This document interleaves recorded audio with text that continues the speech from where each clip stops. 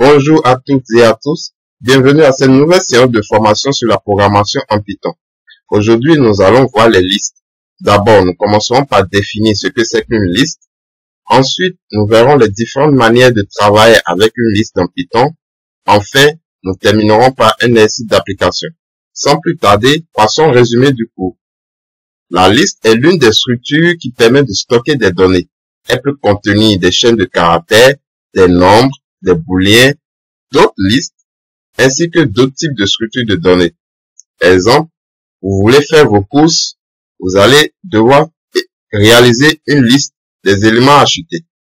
On a ici courses égale farine de blé, pâtes, lait, légumes. En matière d'indices, Python commence toujours par 0, comme nous l'avions vu précédemment dans une vidéo. Alors, l'élément farine de blé, il est à l'indice 0, l'élément pâte d'indice 1, l'élément lait d'indice 2 et l'élément légumes d'indice 3. Comment pouvez-vous retrouver un ou plusieurs éléments d'une liste? Puisque l'élément farine de blé est à l'indice 0, pour le retrouver, il faut faire course crochet 0. D'accord? Pour retrouver les éléments pâte lait, il faut faire course crochet 1 à 3. Parce que l'indice 3 ici ne sera pas pris en compte. Donc, pour avoir les indices 1 et 2, il faut faire 1 à 3. Donc, vous obtenez pâte lait. Vous pouvez aussi concaténer des listes, donc les mettre ensemble. Supposons que vous êtes rappelé qu'il faut acheter aussi de la viande et du sucre. Alors, vous pouvez compléter votre ancienne liste en la concaténant à la liste contenant les éléments viande et sucre. Comme ça, vous avez une nouvelle liste composée des anciens éléments, farine de blé, pâtes, lait, légumes, et des nouveaux, viande et sucre. Vous pouvez aussi avoir une liste mixte. Qu'est-ce qu'on entend par liste mixte? C'est une liste avec différents types de données. Vous pouvez avoir des chaînes de caractères, des nombres, des booléens, etc. Donc ici, nous avons la liste grand L qui est une liste mixte composée d'une liste course. Donc, vous avez une liste dans une liste d'une liste course 10.5, 365, true, d'une liste composée de Michael Jackson, 1982, pop. Lorsque vous faites print grand L, vous avez tous les éléments de la liste. D'accord?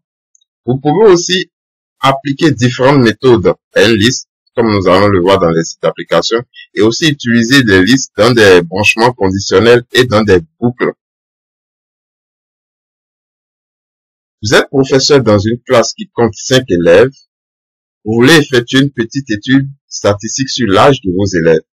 On vous demande d'écrire un petit programme qui demande à chacun des élèves de rentrer son âge dans une liste, puis de calculer l'âge moyen, l'âge médian, l'âge minimum et l'âge maximum dans votre classe.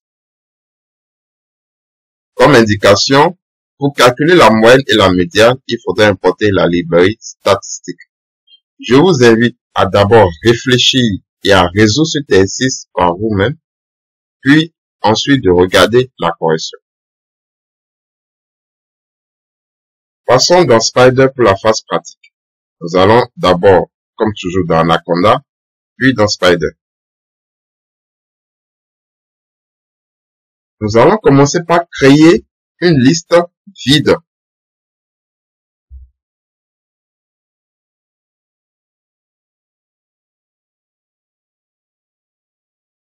Parce que les élèves, ils vont rentrer leur âge dans cette liste-là. Donc, il faut que la liste existe préalablement. Pour créer une liste vide, c'est tout simple. Vous choisissez le nom de votre liste. Ici, on va mettre âge liste égale crochet comme ça. D'accord? Juste comme ça, vous avez une liste vide. D'accord? On peut faire print type âge liste. Pour vérifier vraiment que nous avions affaire à une liste. Exécutons. Vous avez bel et bien une liste. un objet de type liste. Ça, on va le mettre en commentaire parce qu'on n'en aura plus besoin dans le programme. Ensuite, nous savons que nous avons 6 élèves et que chacun doit rentrer son âge. D'accord? Et au fur et à mesure que les élèves rentrent leur âge, notre liste vide devra être complétée. Alors pour ce faire, nous allons écrire une boucle for i in range. Ici, on vous dit que vous avez 5 élèves. Soit vous faites range 5, tout simplement comme ça, soit vous écrivez range 1 à 6. D'accord? Tout en sachant que le 6 ici ne sera pas pris en compte. Donc, vous aurez 5 éléments. 1, 2, 3, 4, 5. Lorsque vous écrivez range 5, Python, il commence par 0. Donc, vous aurez 0, 1, 2, 3, 4, 5. Donc, vous aurez toujours 5 éléments. Donc, on va écrire for i in range 5. 2 points. Puis, on va créer une variable âge pour stocker l'âge, pour stocker la réponse de l'utilisateur lorsqu'on va lui demander quel est son âge. Donc ça, nous avons fait des exercices pareils dans des précédentes vidéos. Int, input, quel est votre âge?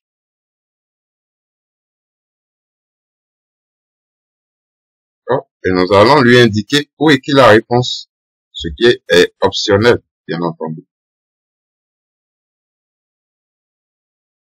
Voilà.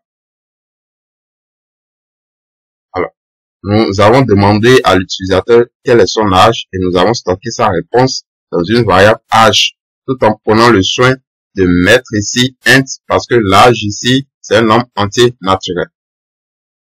Maintenant, il faudra que, au fur et à mesure que chacun des élèves rentre son âge, que notre liste soit complétée. Donc, pour ce faire, on fait tout simplement âge liste. On va appliquer une méthode. La méthode append. D'accord? Qui va ajouter un élément à la liste. Donc, la méthode append permet d'ajouter un élément dans une liste. Append, quel élément on va ajouter? La valeur de la variable âge. Tout simplement. D'accord? Donc, ici, je vais mettre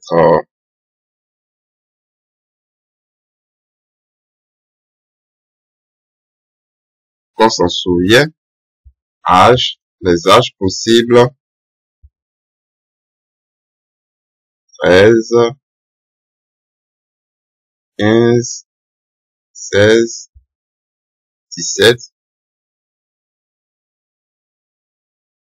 18. Donc, 1, 2, 3, 4, 5, 13, 15, 16, 17, 18. Exécutons ce programme-là.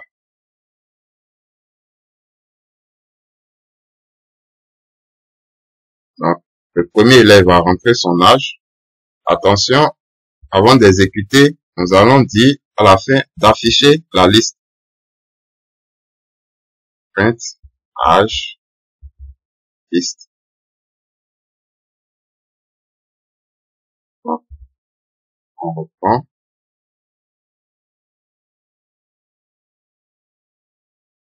Premier élève, 13, 15, 16, 17, 18.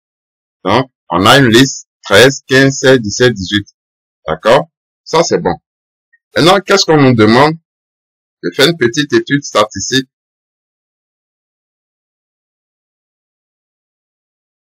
Nous allons calculer l'âge moyen de la classe. Donc, on va créer une variable âge moyen égale. D'accord? Et on nous a donné une indication. Rappelez-vous, pour calculer la moyenne et la médiane, il faut importer la librairie statistique. Donc, import statistique. D'accord? Donc, âge moyen égale statistique. Point. D'accord? Donc, min. parenthèse, min de quoi? Notre liste. Donc, voici comment vous calculez la moyenne des éléments d'une liste. Donc, la moyenne étant une méthode de la librairie statistique, il faudrait précéder min par statistique. Donc, statistique.min h list. Et on va afficher print l'âge moyen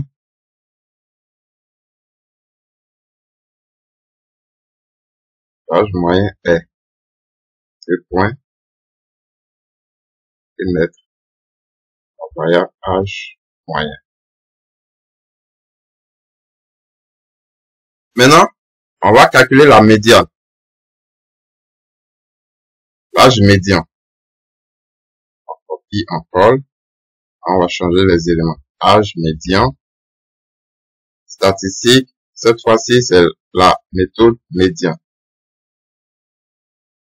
Médian. Âge moyen. L'âge médian. Âge médian est. Âge médian.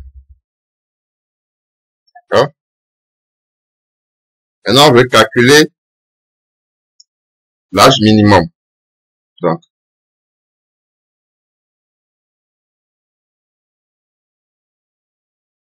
on veut calculer l'âge minimum. Âge min, stat. Ici, pour calculer le min, on n'a pas besoin de faire appel à la librairie statistique. Donc, tout simplement, faites min de âge list. D'accord? Âge minimum est âge min. D'accord? Maintenant, l'âge maximum.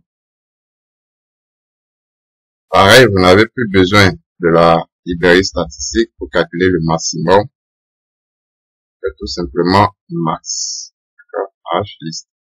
Âge maximum est âge max. Donc, voici votre petit programme pour effectuer l'étude statistique dans votre classe. Et ça, vous pouvez le faire pour 5000 élèves, pour toute une université, toute une ville. Ce serait le même programme. Donc, on va effacer la console et réexécuter. Donc, 13, 15, 16, 17, 18. Ça nous affiche la liste d'abord. L'âge moyen est 15.8. On va résoudre ça. L'âge médian est 16. Donc, 16 ans. L'âge médian est 16. Ça veut dire que 50% des élèves ont plus de 16 ans. 50% des élèves ont moins de 16 ans. C'est la médiane. Elle coupe la série statistique en deux. L'âge minimum est 13 ans. Donc, le plus petit élève de votre classe a 13 ans et le plus grand élève a 18 ans. D'accord?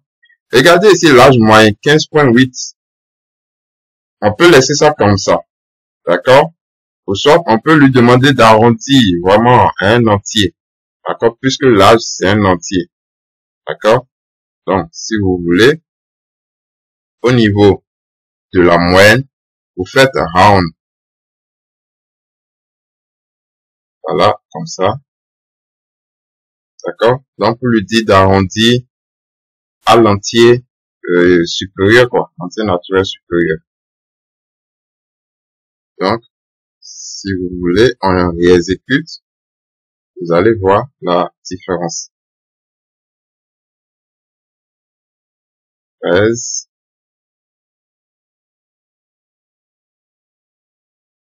15. 16. 17. 18. Regardez ici maintenant, lorsqu'on a appliqué la fonction round à la variable âge moyen, ici on n'a plus de virgule. L'âge moyen est 16, l'âge médian est 16, l'âge minimum est 13, l'âge maximum est 18. Donc, voici un peu ce que vous pouvez faire avec une liste. Une liste, elle vous permet de stocker des éléments. D'accord? Pour créer une liste, il faut mettre vos éléments entre crochets. D'accord? Et vous pouvez utiliser une liste dans vos programmes. Par exemple, pour écrire une boucle for comme nous venons de le faire. Nous voici au thème de cette séance. Je vous invite à reprendre cet exercice d'application afin de consolider vos connaissances. N'hésitez pas à vous abonner à la chaîne et activer la cloche de notification pour ne rien rater. Je vous remercie et à bientôt.